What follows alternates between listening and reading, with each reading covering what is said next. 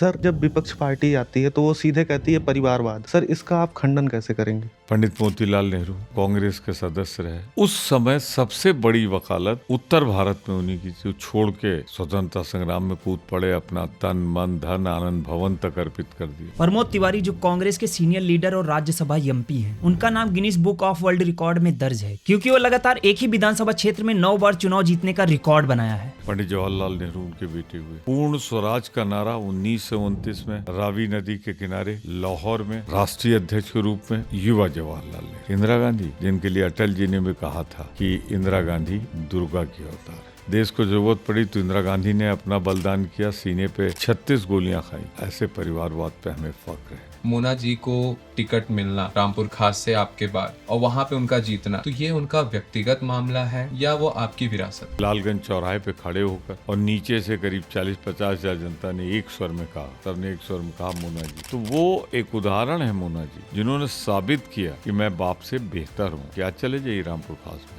आंख बंद करके पट्टी बांध के बैठ जाइए। जैसे रामपुर खास की सड़कें शुरू हो जाती हैं, पता लग जाएगा कि इसमें ईमानदारी है। जैसे चलेगा तो उसमें लगेगा विकास है। आप अस्पताल गिन लीजिए, जितने अस्पताल रामपुर खास में उतना 2 विधानसभा आप जोड़ दीजिए तो नहीं। सई नदी पे 17 पुल हैं और टोटल इलाके ही 15 किलोमीटर, और पूरे प्रतापगढ़ में 17 नहीं। विकास और काम मोना जी ने किया है और मुझसे तेज कर। सर, अब थोड़ा सा कुंभ पे आते हैं। तो प्रतापगढ़ एक ऐसा केंद्र है जहाँ से होकर ही यहाँ के श्रद्धालु आ जा रहे हैं। देखिए, कुंभ 12 साल बाद आया है। जी सर। पवित्र है। हम आप जो बैठे हैं, ये 4 कोस के अंदर है। जी।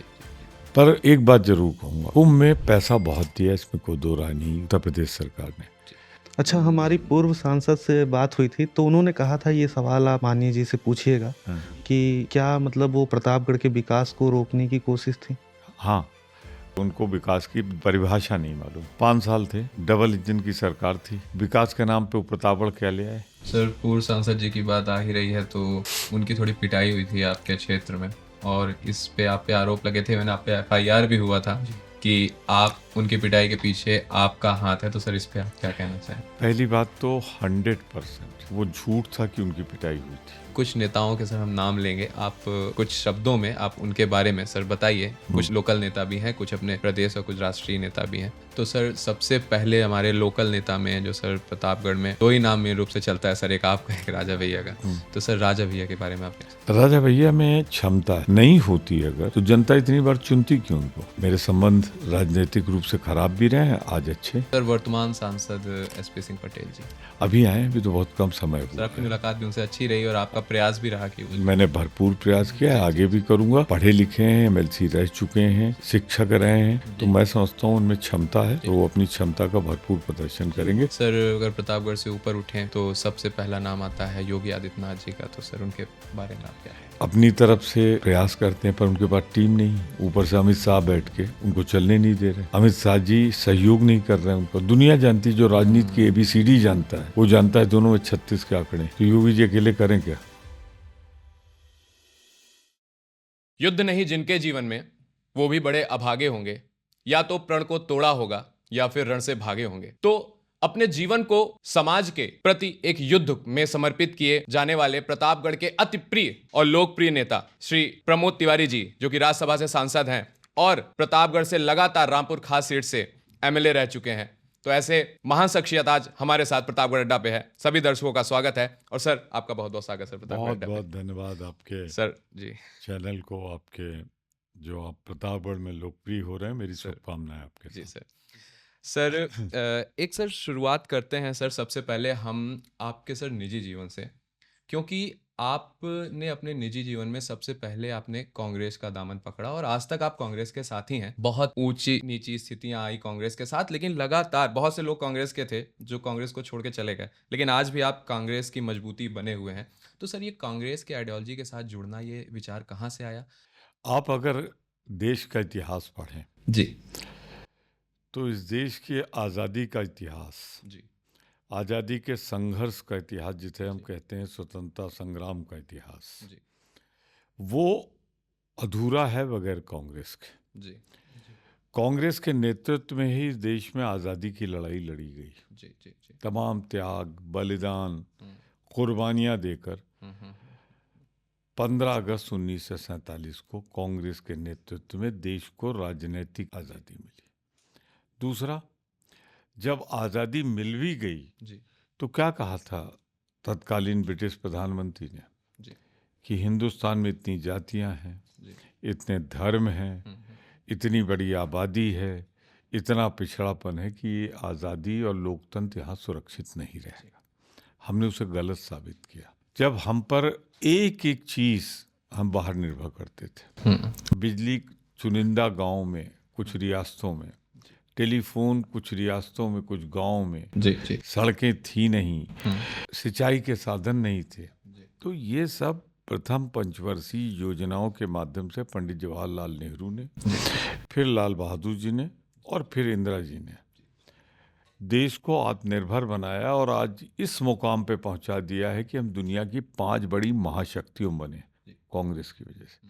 कांग्रेस ने हमेशा जोड़ा, आज की सरकार की तरह, आज की भाजपा की तरह तोड़ा नहीं।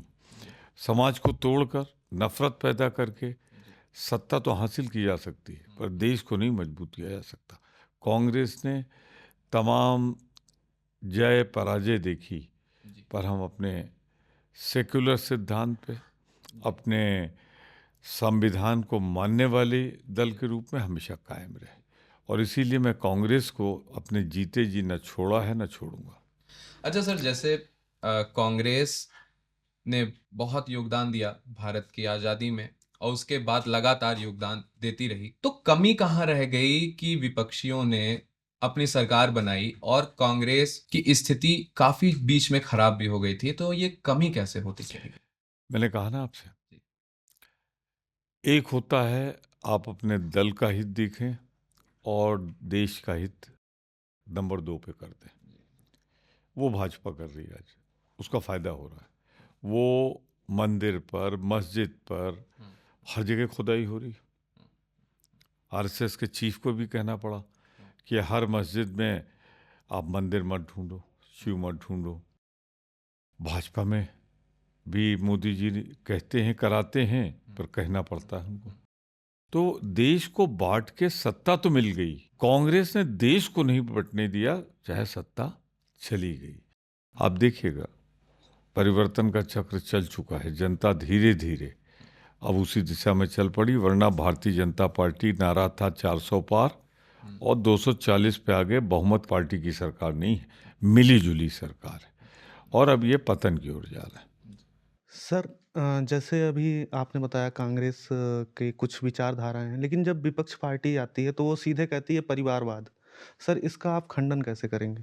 परिवारवाद एक चीज़ है, परिवारवाद 2 तरह के। एक, आप किसी को परिवार के नाम पे लाद दो किसी के ऊपर और जनता उसे स्वीकार न करे तो वो परिवारवाद गलत है। पर एक परिवारवाद का उदाहरण देता हूँ। पंडित मोतीलाल नेहरू कांग्रेस के सदस्य रहे, उस समय सबसे बड़ी वकालत उत्तर भारत में उन्हीं की थी। छोड़ के स्वतंत्रता संग्राम में कूद पड़े, अपना तन मन धन आनंद भवन तक अर्पित कर दिया। पंडित जवाहरलाल नेहरू उनके बेटे हुए। पूर्ण स्वराज का नारा 1929 में रावी नदी के किनारे लाहौर में राष्ट्रीय अध्यक्ष के रूप में युवा जवाहरलाल नेहरू ने दिया। 42 में अंग्रेजों भारत छोड़ो का नेतृत्व जवाहरलाल नेहरू ने किया। इंदिरा गांधी, जिनके लिए अटल जी ने भी कहा था कि इंदिरा गांधी दुर्गा की अवतार है, जिसने 1971 करके 1971 कर में बांग्लादेश को जन्म दिया। आज उस बांग्लादेश में संभाले नहीं संभल रहा है मोदी जी के। राजीव जी, आज ये टेक्नोलॉजी में हम आप जो बात कर रहे हैं, ये सब राजीव गांधी की देन है। तो ऐसी परंपरा। और फिर देखिए, देश को ज़रूरत पड़ी तो इंदिरा गांधी ने अपना बलिदान किया, सीने पे 36 गोलियां खाई। राजीव गांधी ने टुकड़े करा लिए अपने बदन के, लेकिन देश के टुकड़े नहीं होने दिए। तो ऐसे परिवारवाद पे हमें नाज है, फख्र है। राहुल गांधी जिस तरह उन्होंने कन्याकुमारी से कश्मीर तक कदमों से नाप दिया, ऐसे परिवारवाद पे हमें फख्र है। पर ऐसे भी कुछ परिवारवाद है जहां राजनीतिक विरासत तो ट्रांसफर हो सकती है, पर जनता एक बार चुन देगी, दोबारा नहीं चुनेगी, तिबारा नहीं चुनेगी, बार बार नहीं चुनेगी। फिर तो आपको साबित करना पड़ेगा। तो वो परिवारवाद जो देश हित में हो, क्षेत्र के हित में हो, उस परिवारवाद का स्वागत है। पर वो परिवारवाद एक बार चलता है जो जनता की कसौटी पे खरा नहीं होता और उसे जनता नकार देती है। सर, उत्तर प्रदेश में पिछले कुछ साल में एक ऐसी स्थिति आई कि कांग्रेस के पास एक सीट रही जो कि आपके ही रामपुर खास से रही। तो ये सीट किसकी थी सर? ये कांग्रेस देखिए, की थी एक या नहीं आपकी? 2 सीट, जी जी, 2 सीट थी। एक यहाँ से एक महाराजगंज से। जी जी, महाराजगंज से एक सीट। थोड़े वोटों से वो जीते थे। मोना जी निर्णायक जीती थी। मैं मानता हूँ कि पार्टी के तिरंगे के नीचे हाथ निशान पर वो सीट थी और एक अपेक्षा जो पार्टी की थी वो मोना जी ने पूरा किया। इस तरह की सीट हमारे पास रही। तो सर, अगर बात परिवारवाद की ही चल रही है तो जो है मोना जी को टिकट मिलना रामपुर खास से आपके बाद और वहां पे उनका जीतना, तो ये उनका व्यक्तिगत मामला है या वो आपकी विरासत है? देखिए, ईमानदारी से कहिए, सब कुछ मिला जुला है। मोना जी सीधे एमएलए का टिकट लेके नहीं आई। आप मालूम है, संग्रामगढ़ सोसाइटी कोऑपरेटिव की पहले उसकी अध्यक्ष हुई, डायरेक्टर बनी, फिर अध्यक्ष हुई, सहकारी संघ की अध्यक्ष, फिर 3 बार ब्लॉक प्रमुख रही, 3 बार ब्लॉक प्रमुख प्रचंड बहुमत के साथ जीत के आई और उनका कार्यकाल में विकासखंड का बड़ा विकास हुआ। फिर आखिरी मैं तो 9 बार चुनाव जीता हूँ, मैं 7वां 8वां 9वां चुनाव लड़ने क्षेत्र में नहीं गया। मेरे चुनाव का संचालन मोरा जी ने किया। फिर लालगंज चौराहे पे खड़े होकर मैंने पूछा और नीचे से करीब 40-50 हज़ार जनता ने एक स्वर में कहा कि मैं था, मेरे प्रदेश अध्यक्ष थे, ऑब्जर्वर थे, सबने एक स्वर में कहा मोना जी। तो वो जनता ने उनको चुना था, मैंने नहीं मनोनीत किया था, मैंने उन्हें ब्लॉक प्रमुख नहीं बनाया था, मैंने उनको सरपंच नहीं बनाया था। तो वो एक उदाहरण है मोना जी, जिन्होंने साबित किया कि मैं बाप से बेहतर हूँ, बाप से बेहतर काम किया। आज चले जाइए रामपुर खास में, आंख बंद करके पट्टी बांध के बैठ जाइए, जैसे रामपुर खास की सड़कें शुरू हो जाती हैं पता लग जाएगा कि इसमें ईमानदारी है। जैसे चलेगा तो उसमें लगेगा विकास है। आप अस्पताल गिन लीजिए, जितने अस्पताल रामपुर खास में उतना 2 विधानसभा आप जोड़ दीजिए तो नहीं।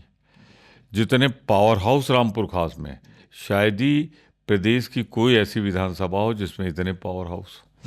देहाती कॉन्स्टिट्यूंसी तब भी 220 का हमारे यहाँ पावर हाउस, 132 के 2-2 हैं और 33-11 के तो गिन नहीं सकते आप।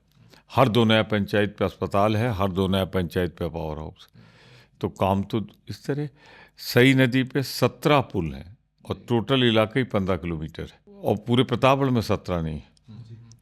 तो इसलिए मैं कह सकता हूँ कि विकास और काम मोना जी ने किया है और मुझसे तेज कर रही।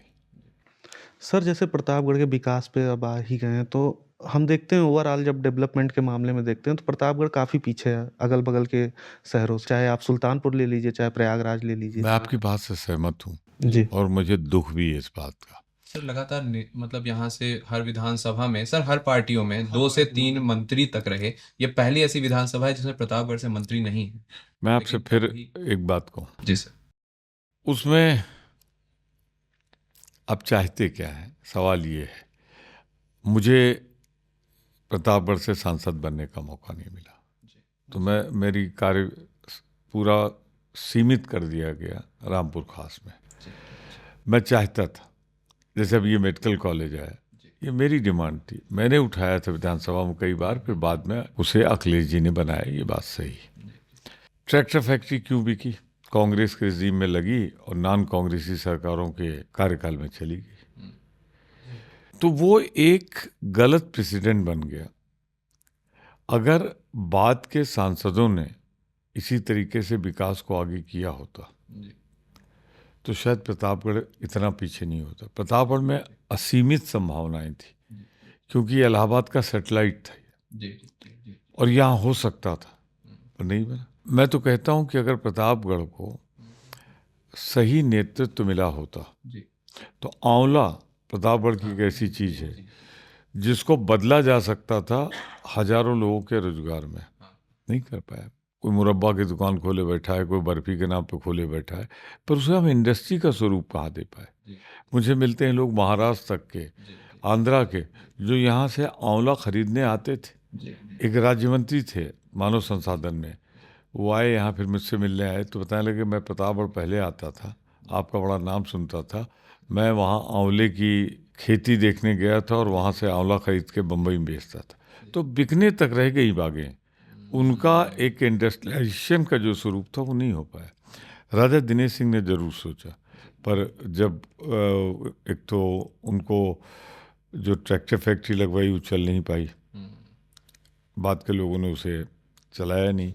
दूसरा, एक बार उन्होंने, जब उनके पास विभाग आया कुछ दिनों के लिए, तो उन्होंने प्रयास किया, लगवाना चाहते थे, पर फिर उसके बाद कांग्रेस को मौका नहीं मिला, और जब मौका मिला तो हम विपक्ष में रहे। सर जब एटीएल की बात होती है, अक्सर हमने और भी लोगों से जो है पॉडकास्ट किया, तो उन्होंने कहा कि एटीएल का जो ग्राउंड था उसे हमने सरकार के कब्जे में ले लिया, मतलब सरकार को सौंप दिया है। लेकिन सर अगर देखा जाए और सब इलाके भी हमारे पास थे जहाँ पे उद्योग लगाए जा सकते थे, तो क्या यहाँ पे राजनेता का जो विकास करने का मतलब तरीका है, मतलब जो है, मतलब क्या राजनेता ही नहीं चाह रहे? देखिए, मैं किसी पे कोई इल्ज़ाम नहीं लगाऊंगा, सिर्फ इतना कहूंगा कि जितना हो सकता था उतना हुआ नहीं, सब जगह कमी रही।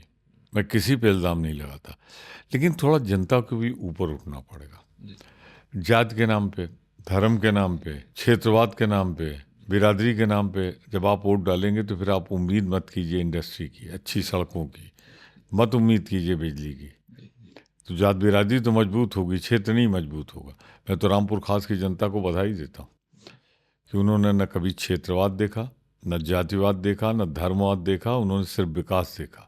और विकास की वजह से कि 12 बार से लगातार 9 बार मैं और 3 बार मोना जी विधायक, तो रामपुर खास की पारखी नजरें, रामपुर खास की जनता का सत सत अभिनंदन, नमन कि मंडल आया, कमंडल आया, जातिवाद आया, सबके ऊपर उन्होंने उसको चुना जो उनकी सेवा कर सके। अच्छा सर, प्रतापगढ़ की बात ही चल रही है, तो आपने राज्यसभा में एक पास हो रहा था, बाईपास पास हो रहा है 50 किलोमीटर का, उसका विरोध किया था। मैंने किया था सर उसका कारण जी कि देखिए, प्रतापगढ़ क्या है, कृषि प्रधान है, जी कृषि के अलावा कुछ है आप पास? जी नहीं। कितनी जमीन गई होगी? लाखों एकड़। तो ये बाईपास क्यों नहीं बन सकता था कि जैसे लालगंज की जरूरत थी, लालगंज का बन जाता, आगे चल के रानीगंज असगरा का बन जाता, आगे चल के बपियामो की जरूरत नहीं थी क्योंकि वहाँ पे बन गया था, आगे चल के रानीगंज तहसील का बन सकता था। तो 4 बाईपास जो काम 10 किलोमीटर 12 किलोमीटर में हो जाता, 15 किलोमीटर में हो जाता, उसके लिए 54 किलोमीटर आपने ज़मीन ली। और कितनी ज़मीन ली है मालूम है? लाखों एकड़। तो प्रतापगढ़ की कृषि आपने लाखों एकड़ खा ली कि नहीं खा ली? ऑलरेडी है तो 2 लेन, उसको 4 लेन करते आप, जहाँ आपको लगता आप बाईपास बना देते 2-3 किलोमीटर का। मैंने लालगंज में बनवाया, नहर की पटरी से बनवाया, नहर की ज़मीन मिल गई 7-8 मीटर और 2 मीटर हमको लेना पड़ा बस। तो मेरा ये दृष्टिकोण था, मैंने विरोध किया था कि कुछ लोगों को फ़ायदा पहुंचाने के लिए, ऐसे आरोप है, मैं नहीं जानता, कि किसी ने ज़मीन ले ली थी वहाँ पे और उसको मुआवजा लेने के लिए लोग उधर से ले गए। आप उस सड़क को कभी हेलीकॉप्टर से या ऊपर से देखिए तो आप ताजुब पड़ जाएंगे, जरा नक्शा उठा के देखिए कितनी ज़मीन। अच्छा, वो ज़मीन कौन सी गई उसमें? ऊसर नहीं गई, शारदा कैनाल से सिंचित ज़मीन गई और उस सड़क का फायदा प्रतापगढ़ को नहीं मिल रहा है। अड़ोसी पड़ोसी जिले को मिल जाए तो मिल जाए, वो आए और सड़क से निकल गए, प्रतापगढ़ को क्या फायदा है? अच्छा, हमारी पूर्व सांसद से बात हुई थी तो उन्होंने कहा था, ये सवाल आप माननीय जी से पूछिएगा कि क्या मतलब वो प्रतापगढ़ के विकास को रोकने की कोशिश थी? हाँ, उनको विकास की परिभाषा नहीं मालूम। 5 साल थे, डबल इंजन की सरकार थी, विकास के नाम पे वो प्रतापगढ़ क्या ले आए? जो मुझसे सवाल पूछ रहे हैं तो मैं उनसे पूछता हूँ, उनके घर से 500 मीटर पे ट्रैक्टर फैक्ट्री है, क्या वो चलवा पाए? एक बाईपास बन रहा था प्रतापगढ़ शहर का, क्या बनवा पाए? उनके जाने के बाद वो भी कुंभ मेले को धन्यवाद कि अब शायद बन जाइए। तो उन्होंने क्या किया? हमने रोकना, वो विकास नहीं था, वो विनाश था। मैंने शब्द इस्तेमाल किया था, ये जो 55 किलोमीटर 57 किलोमीटर का बाईपास बन रहा है, 57 किलोमीटर का बाईपास सुना है कभी आपने? ये प्रतापगढ़ का विकास नहीं, विनाश था। और अगर संगम लाल जी विकास की परिभाषा नहीं जानते तो फिर मैं यही कह सकता हूँ कि ईश्वर उनको इतनी सद्बुद्धि दे कि वो विकास समझ सके। विकास अपने खेतों को बर्बाद करके नहीं हो सकता। ये काम यूं क्यों नहीं हो सकता था, मुझे बताइए। कि जहाँ बड़ी बाजार थी, जहाँ नहीं निकल सकता था, वहाँ बाईपास बना देते आप 2 किलोमीटर, 2.5 किलोमीटर, 3 किलोमीटर का, फिर जहाँ मिलता कर देते।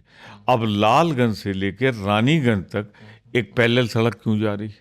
जी। अच्छा, ये जोड़ किसको रही है? मैं मानता वो इलाहाबाद कानपुर को जोड़ रही है, इलाहाबाद लखनऊ को। जोड़ किसको रही है? मुंगराबाद शाहपुर को। उसको विकास कहते हैं। सर पूर्व सांसद जी की बात आ ही रही है तो उनकी थोड़ी पिटाई हुई थी आपके क्षेत्र में और इस पे आप पे आरोप लगे थे, मैंने आप पे एफआईआर भी हुआ था कि आप उनकी पिटाई के पीछे आपका हाथ है। तो सर इस पे आप क्या कहना चाहेंगे? पहली बात तो 100% वो झूठ था कि उनकी पिटाई हुई थी। कारण क्या था? मेडिकल उन्होंने कराया, सरकारी अस्पताल में कराया, जोड़ लगा कर कराया, सांसद, पूर्व सांसद, कई लोग मिल के कराया। चोट क्या आई थी?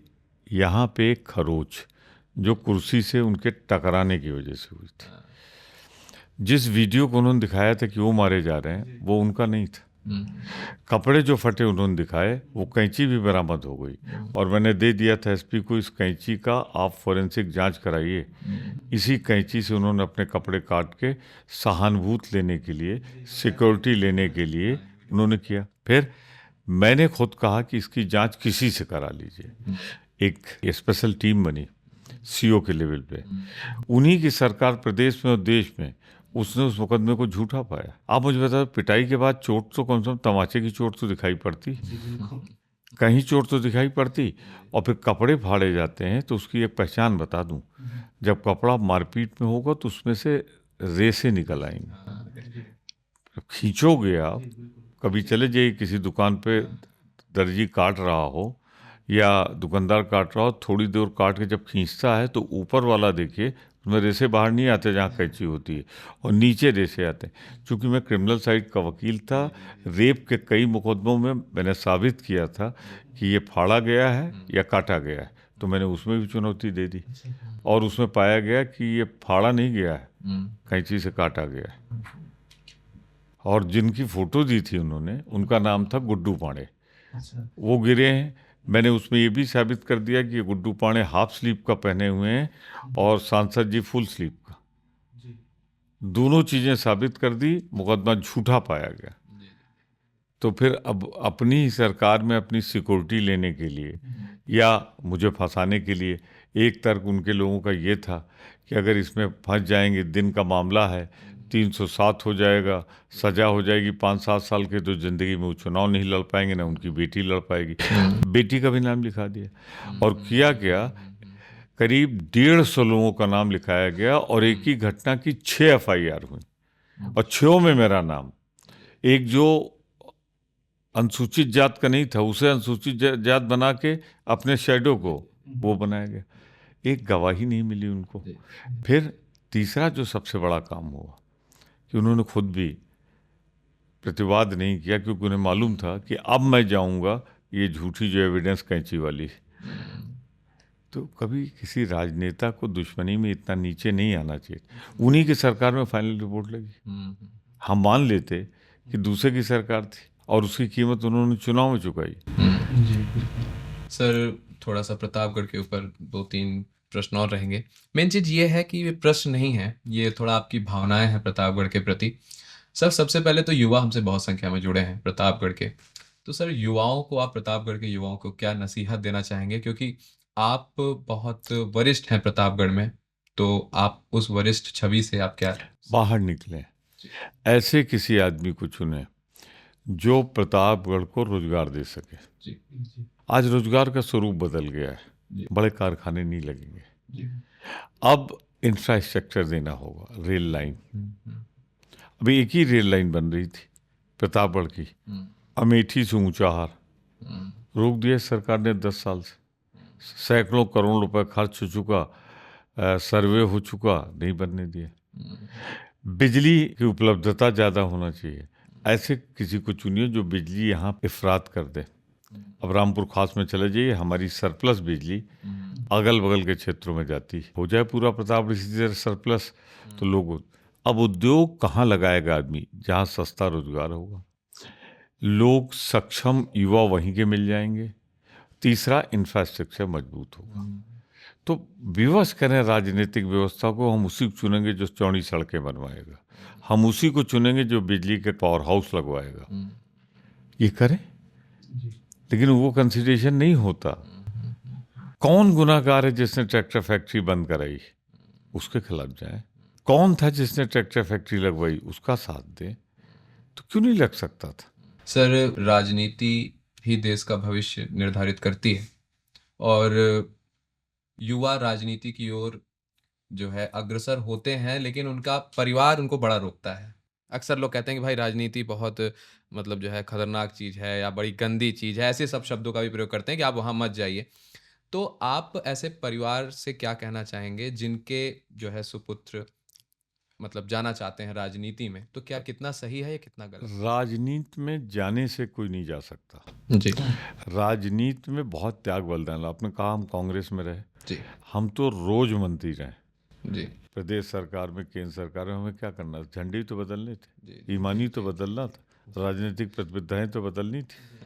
मैंने जिन लोगों को राजनीति में ले आया, एमएलए का टिकट दिया, एमएलए बनाया, छोड़ के चले गए मुझे मंत्री। हाँ, तो एक वो राजनीति है। एक राजनीति मेरी है कि मैं अपने रामपुर खास को मंदिर मस्जिद की तरह दर्जा देता हूँ, इज्जत देता हूँ, सेवा करता हूँ। तो मैं तो इसी में संतुष्ट हूँ। नहीं सर, जैसे मतलब इस क्वेश्चन का ये था कि जो राजनीति को गंदी बताई जाती है सर, देखिए, युवाओं को राजनीति जाने से मना किया जाता है कि राजनीति उसमें गंदी मत है। जाइए। गलत है, गलत धारणा बन गई। इसके लिए कौन जिम्मेदार है? राजनीतिक खुद। जब अपनी छवि आप ये कि अभी एमएलए बने और पता लगा कि आप कुछ ही दिनों में लखपति करोड़पति बन गए, ठीक है ना? जब लगता है कि पार्टी में जाओ, एमएलए का टिकट बिकने लगा, कुछ राजनीतिक दल है बेचते हैं टिकट। कुछ ऐसे हैं जिनके चरित्र पर भी सवाल उठे। जी तो ये सारी चीज़ें राजनीतिज्ञों को बदनाम करती है। मैं कहता हूँ कि फिर भी एक से एक ईमानदार राजनीतिक हैं। मैं मिला एक ऐसे विधायक से जो चाय की दुकान सड़क के किनारे चला रहे थे, 2 बार विधायक थे। बहुत से आज पुराने विधायक हैं जो रोडवेज की बस से चलते हैं। हमको सबको अपने लिए करने के लिए मुझे आज भी वकालत की कंसल्टेंसी करनी पड़ती है। जी जी जी तो आपको अगर है तो त्याग बलिदान तो आखिर तक करना पड़ेगा। सर जैसे राजनीति पे ही बात हो रही है तो हम देखते हैं प्रदेश की राजनीति इस समय योगी जी दोबारा आए हैं।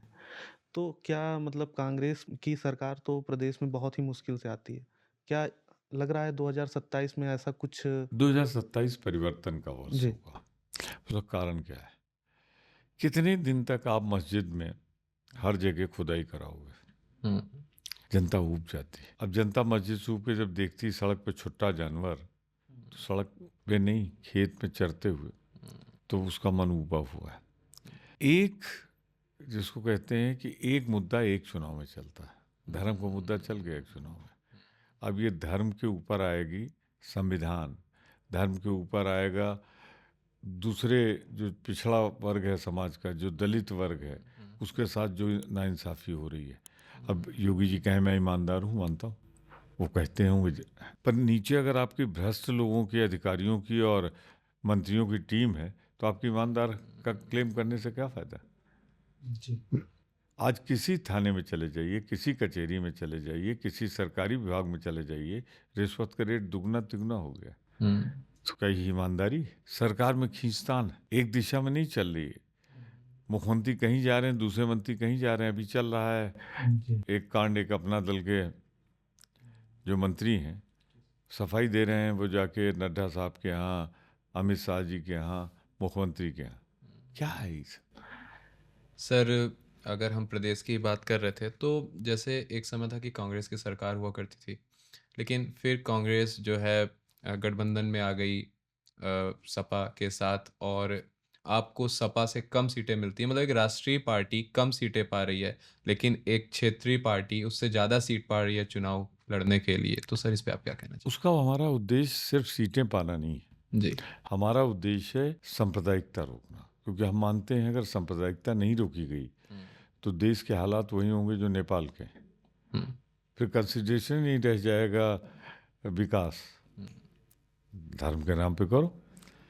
जैसे तमाम इस्लामिक कंट्री, उनसे ये मतलब नहीं कि वो विकास क्या हो रहा है, तो कहिए बहुत से उसमें ऐसे हैं जिनके पास पेट्रोल है, वरना विकास के मामले में गोलियां चल रही।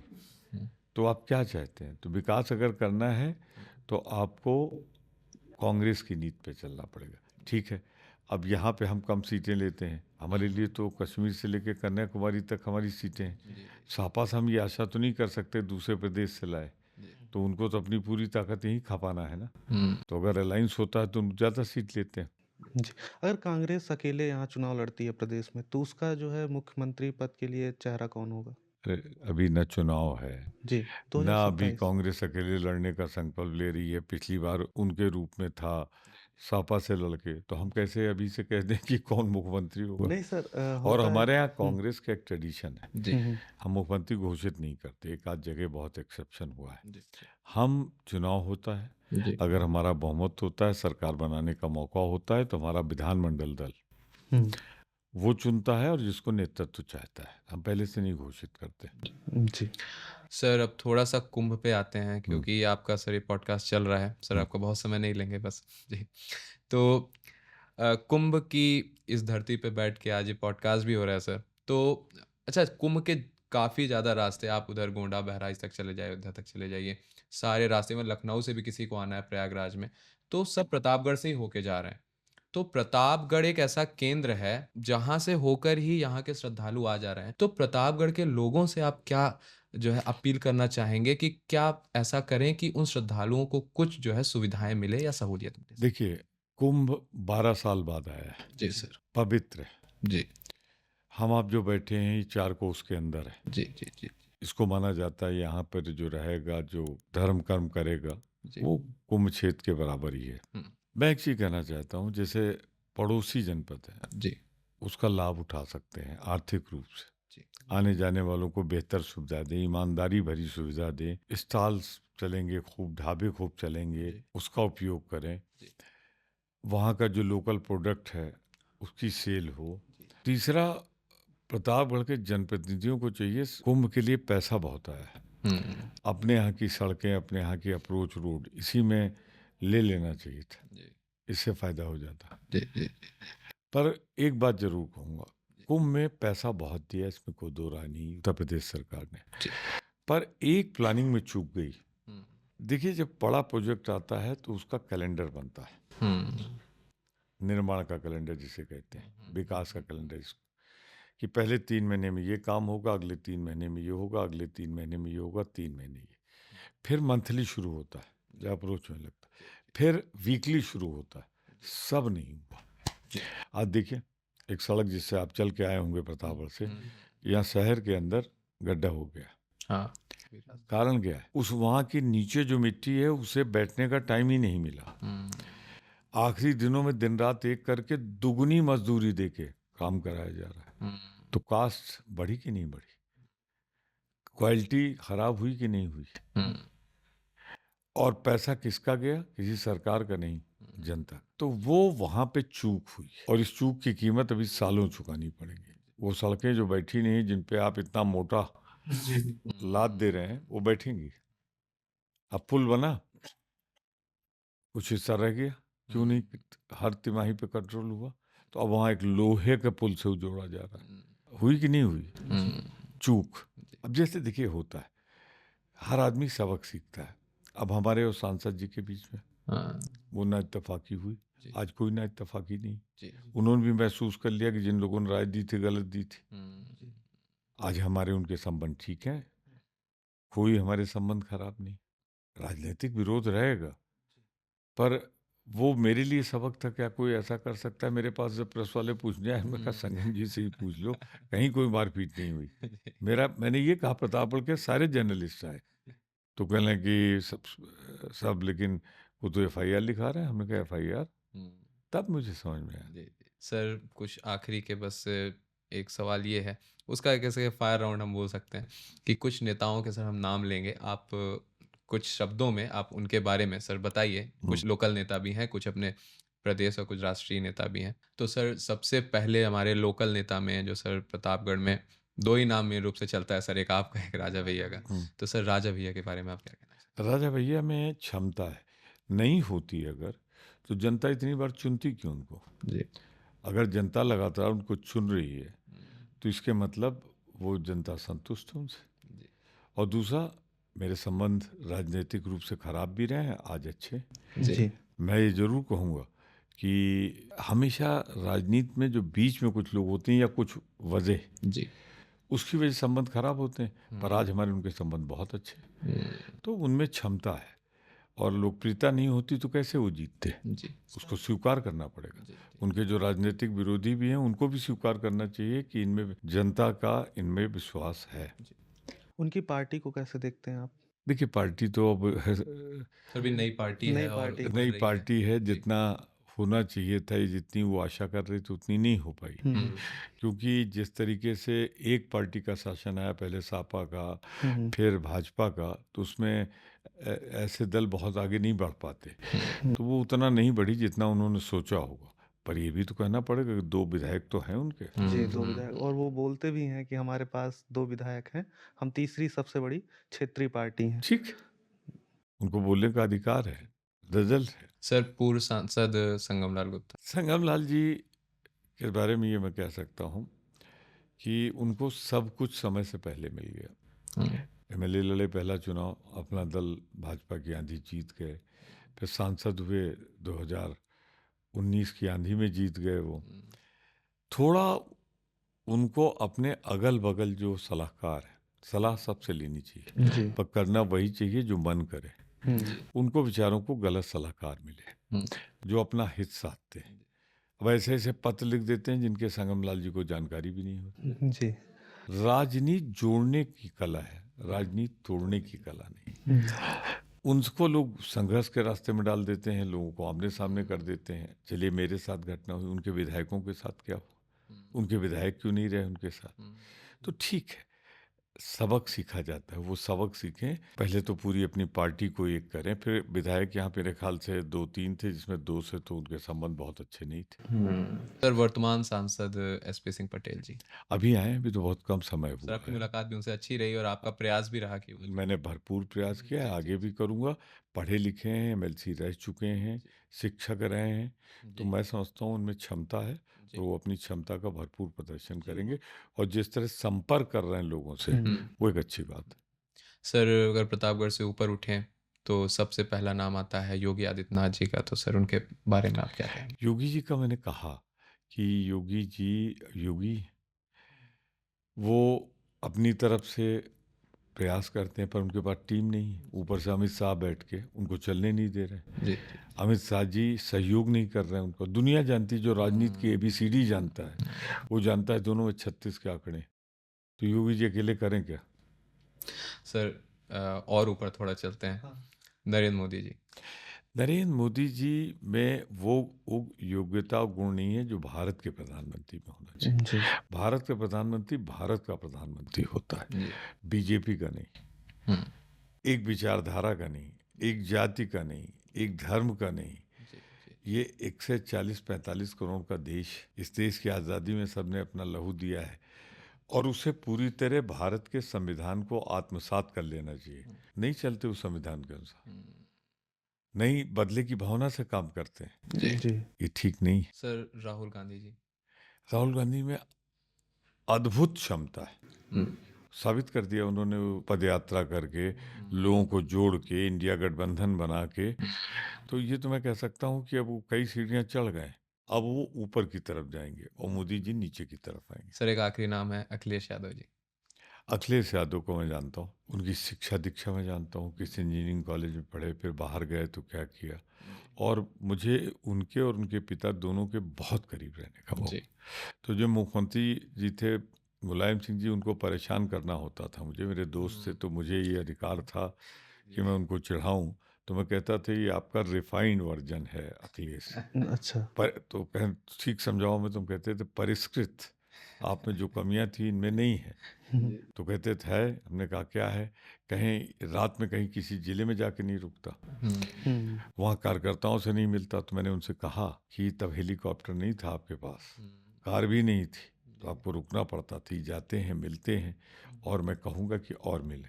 जी एक चीज़ बता दूं, उनमें भी असीम संभावनाएं हैं अखिलेश यादव जी में, और वो संबंध निभाना जानते हैं। तो आखिरी में हम ऐसे ही पूछना चाहेंगे, आगे हम क्या देख सकते हैं, कांग्रेस किस तरह की नीतियों के साथ अगली बार कांग्रेस की देश में नेतृत्व में सरकार बनेगी, और अगली बार, मैं 5 साल की बात नहीं करता, हम्म, इस संभावना से इनकार मत करिएगा जी कि ये अपने आंतरिक संघर्ष ही 5 साल ना पूरा कर पाए, क्योंकि झूठ के सहारे बहुत लंबा नहीं चला जा सकता।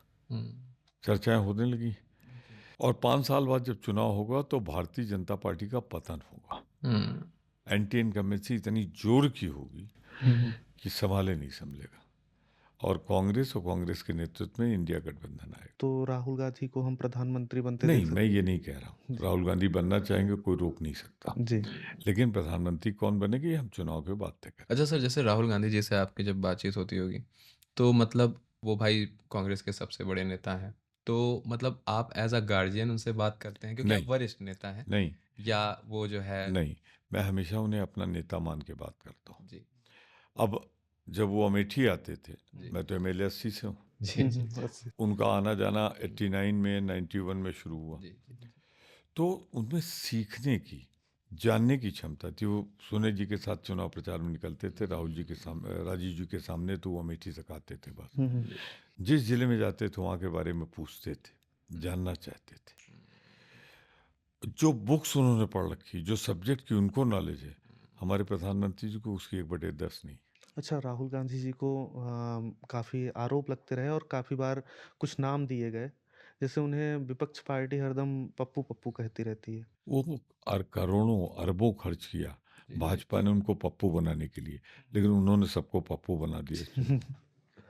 ठीक है सर। तो हमारे साथ थे राज्यसभा से सांसद श्री प्रमोद तिवारी जी, जो कि प्रतापगढ़ के एक लोकप्रिय नेता हैं। और सर, आपसे अच्छा लगा मुलाकात करके। नहीं, बड़े और आपने जी जी सीधे सवाल, सपाट सवाल, जी तीखे सवाल, मीठे सवाल सब जी पूछे।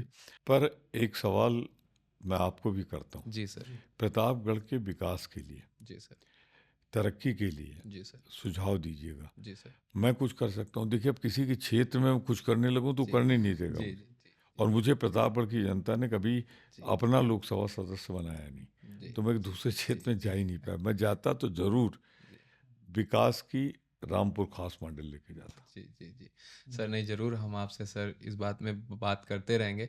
और सर, हम भी सर जैसे ये पॉडकास्ट के माध्यम से सर जितने भी प्रतापगढ़ के लोकल नेता हैं, सबसे कुछ प्रश्न जरूर पूछते हैं कि भाई कैसे प्रतापगढ़ का और विस्तार हो सकता है, विकास हो सकता है, कहाँ कमी रह गई।